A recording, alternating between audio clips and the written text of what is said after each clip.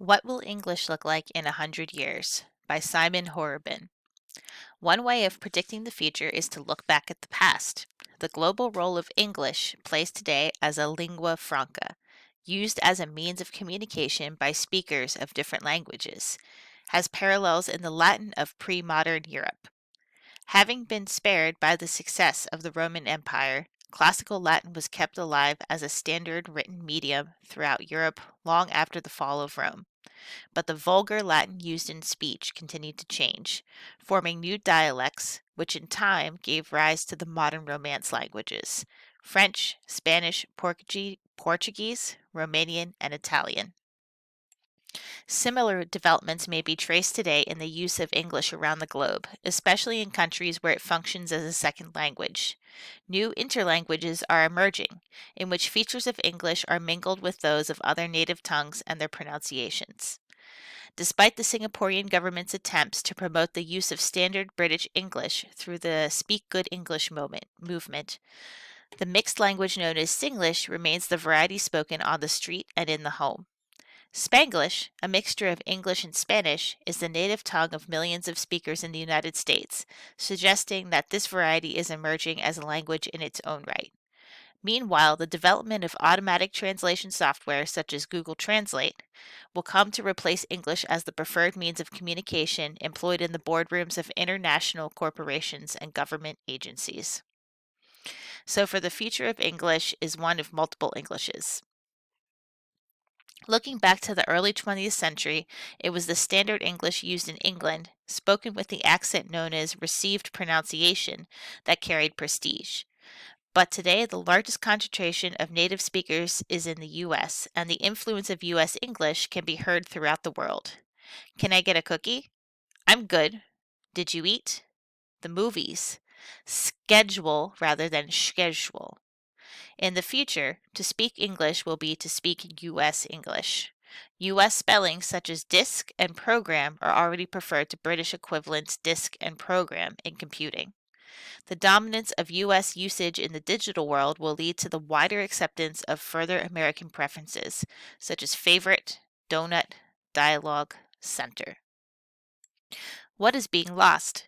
In the 20th century, it was feared that the English dialects were dying out with their speakers. Projects such as Survey of English Dialects were launched at the time to collect and preserve endangered words before they were lost forever. A similar study undertaken by the BBC's Voices Project in 2004 turned up a rich range of local accents and regional terms, which are available online, demonstrating the vibrancy and longevity of dialect vocabulary.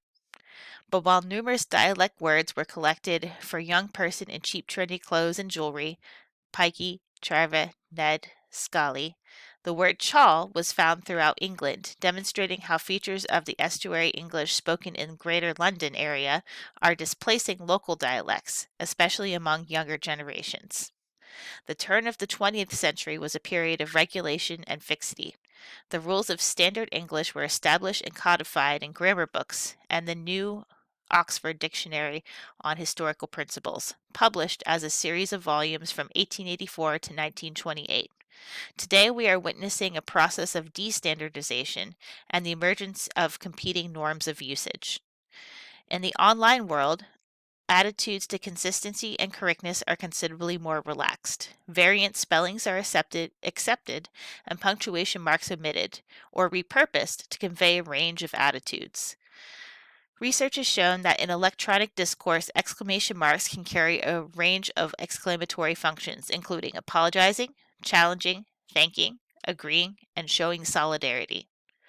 Capital letters are used to show anger, misspellings, convey humor, and establish group identity, and smiley faces or emoticons, emojis, express a range of reactions. Getting shorter.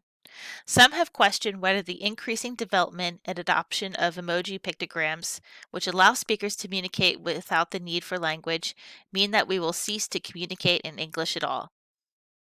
The fast changing world of social media is also responsible for the coining and spreading of neologisms, or new words.